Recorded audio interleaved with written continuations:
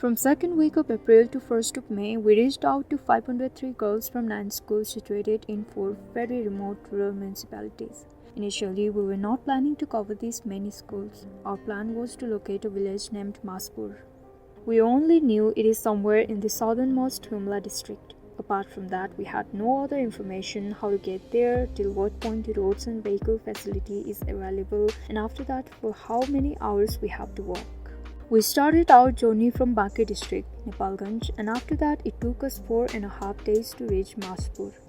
From Banke District to Surkhet District, we travelled in a bus. Then we took a jeep in Dailekh District, and at last we got a truck in Bajura District which was going towards Humla District. Then we inquired about the Maspur Village in the mayor's office. They told us the location and the walking trail to follow. The level of poverty and helplessness is very striking in these areas, with no electricity, no mobile network, no health post, broken bridges, and very low-grade food items. Some houses have small solar panels which help them light one bulb in their kitchens. That day we walked without resting and still couldn't make it to Maspur village by evening. It is that remote. The walking route was very narrow, slippery at times, and the whole area was full of pine trees. When it started to get dark, around 7:20 p.m., we reached a small village named Baudi, and one family came forward and offered us food and a roof to sleep under. A village without electricity and mobile network feels very strange in today's world. In the morning, we saw everything clearly. This is the village and the house where we spent the night.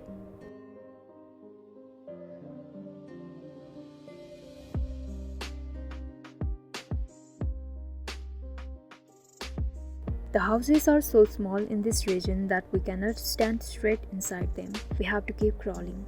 No toilets and millions of houseflies.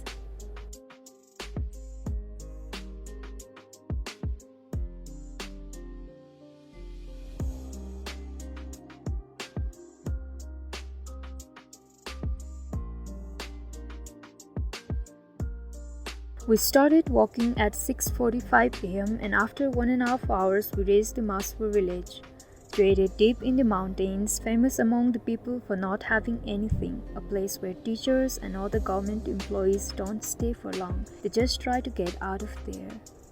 Maspur village and its school is in a very bad state. Before we saw it, we were planning to renovate some schools in this region. However, once we saw the scale of the situation, it became clear that the aims to renovate and provide computers would require a very huge budget, including making arrangements for electricity, mini hydros, and sourcing of building materials that would have to be carried in by helicopter. Unfortunately, our project doesn't have millions for this. What could we do instead to help and provide hope? We had a close look at the kids. They were wearing charred clothes and their feet were cracked and in very bad shape. To help them stay in school and keep learning, we told them that we will try to provide each child with a warm tracksuit, good quality shoes, school bag, 5 notebooks, 10 pens, 10 pencils, 5 erasers, 5 sharpeners, and a geometry box. There were 24 students in total. We took their measurements for shoes and clothes. All of them were so happy to know that they would be provided with warm clothes and educational materials. We told the school very clearly that if we provide all these things, they have to send us photos and videos every week showing that the children got to keep their supplies and are coming to school regularly and warmly dressed. After that, we started to walk back, but by that time, the news of our arrival had spread and so many people from even more remote places came to meet us. They said, "Please help our children too," and described the horrifying situation their kids are surviving in. We wish that we could help everyone. Out of all those, we selected 6 more villages that we could help with the resources we have. Our budget is very limited, so we always prioritize providing for the girls to prevent child brides and child pregnancies. The second school that we visited is situated in Baudi village. There were 65 girls in total studying in grades 1 to 8. One by one, we took the measurements of all of them. They were so happy and delighted. We told the villagers that as we provide for the girls, they have to manage for the boys by collecting the funds from the community or the village municipality. We will do our part, you have to do yours. We also said again that if we are able to provide for the girls, then you have to send us weekly updates to show they are safe and in school. After walking to every corner of Nepal, we know from our experience that in a patriarchal society like Nepal, if girls wear good clothes and shoes and have educational materials, then the boys will definitely demand it from their parents. And then the parents will try everything in their capacity to fulfill the demands of their beloved sons. While returning from Bauri village, we saw this. This is the level of poverty, mental and physical, and helplessness these villages and communities have. They used horse dung for pasting a health post notice on the main road. While walking towards the next village, we kept on thinking, how can a person pick horse dung out of so many other options? They could have used the gel that comes out of pine trees, wet flour, etc. But an uneducated mind guided its hands to pick up horse dung. We again realized how much valuable asset education is. Then the people of Yuna village took us along with them.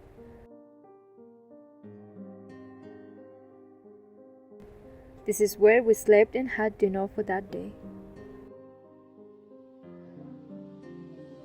The next morning, we visited Yuna village school and took the measurements of all the girls.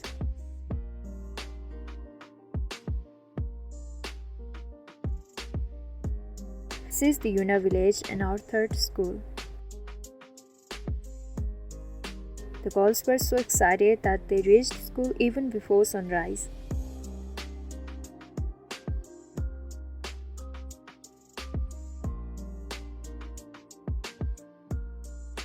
There were 67 students in total, studying in grades 1 to 9.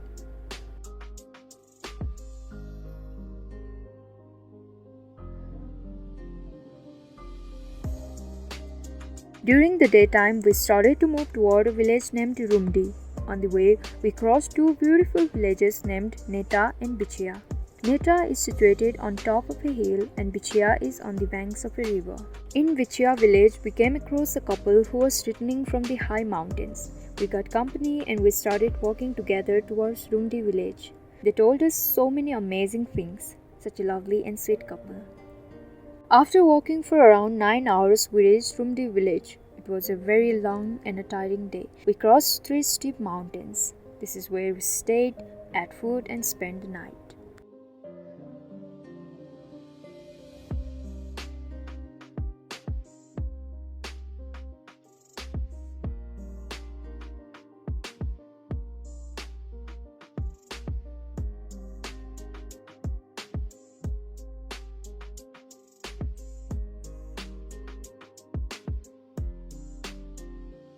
The next morning, we visited the Rumdi village school.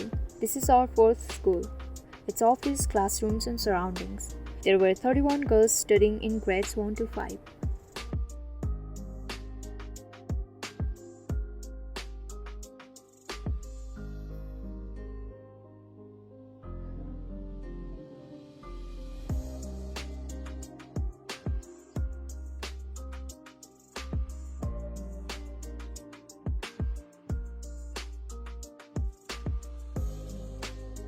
Then we started to walk towards a village named Kuri.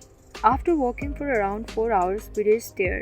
On the way, we came across two people. They were goat herders. They requested us to sit with them. They also knew about us and they offered us lunch and said, "Someday please visit our village too. It's 6 days uphill trek from here." We said, "Of course, someday we will try to visit there." Then they said, "We don't need much. Even if you provide a soap and a toothbrush to all the kids, it will be so much for us." This is the Kuri village and its surroundings. Our fifth school was in an unimaginable state. How can this be real? How can kids sit and survive in this? The students and villagers couldn't believe at their eyes that someone came this far to help them.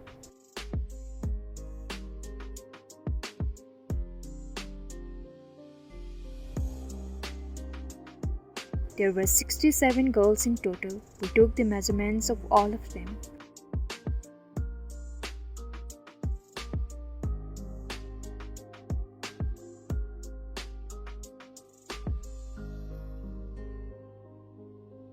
After taking all the details, one of the school staff invited us to stay with him for the night. The villagers kept on thanking us again and again for coming this remote.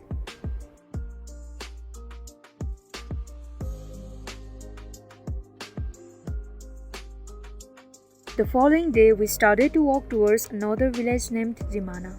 We kept on walking along the Kuwadi River, at times on top of a narrow canal, and after walking for around 7 hours, we reached the Jimana village.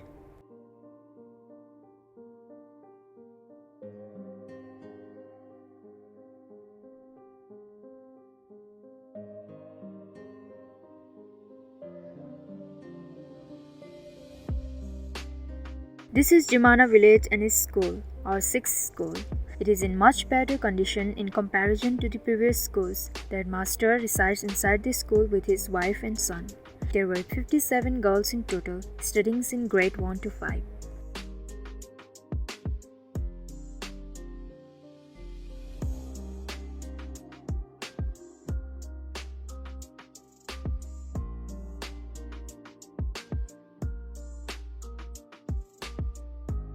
The next day, we walked to a village named Thapa Gaon. It took us around 3 hours to reach there from Jimana village. This is Thapa Gaon and its school, our 7th school. There were 64 girls in total, studying in grades 1 to 5.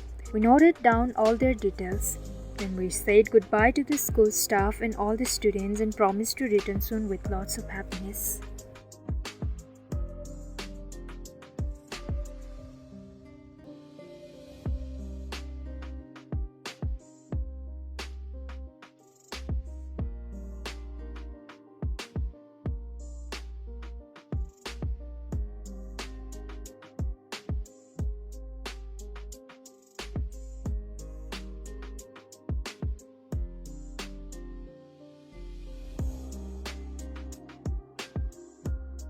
From Thapa Gaon, we walked downhill for 2 hours to a place named Kuwadi Bazar. From there, we got a jeep to a place named Dhula Chaur, and from there, another jeep to a place named Pili Chaur.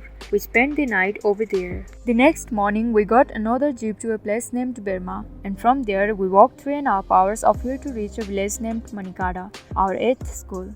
We have been to Manikada school earlier also, for providing the writing tablets to every girl. We found the school staff to be very loyal. They are trying to do everything they can in whatever resources they have. That's why we thought of helping them again with the tracksuits and all the other stuffs. We took the measurements of all the girls, 73 in total, studying in grades 1 to 8. One another school we visited and renovated last year, Muktikot Village School. The number of admissions is increasing day by day, and the village municipality has given 2 more rooms to them. We are becoming successful in attracting more and more kids to this school. Last year, we provided school tracksuits to 32 girls, and this year, 55 more girls got admitted. It's a real achievement. Mr. Rover sent us the photos and list of all the girls with their measurements. This was our 9th and last school. Then we started to come down to the main town. Again, it took us around 5 days to reach the town.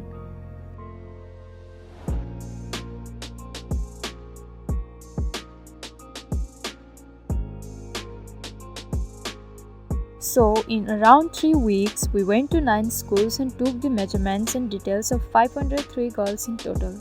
After reaching the town, we went to different wholesalers, shops and outlets to get the best prices for stationery items, notebooks, shoes, socks and school bags. It took us around 4 days to find the best places and people. At last, we went to the tracksuit factory. We selected the material, the warm fur and the collar. And after getting aware about our work, the shop owner gave us an extra discount. He said, "The extra discount is like my personal support for the girls." In the second week of May, we successfully placed the order for 503 tracksuits. The factory owner asked for 15 to 18 days to get everything ready. We are so excited, and we know that the girls and families are even more excited, thinking about us every single day. All this feels so amazing. Thank you everyone for making all this possible. Namaste.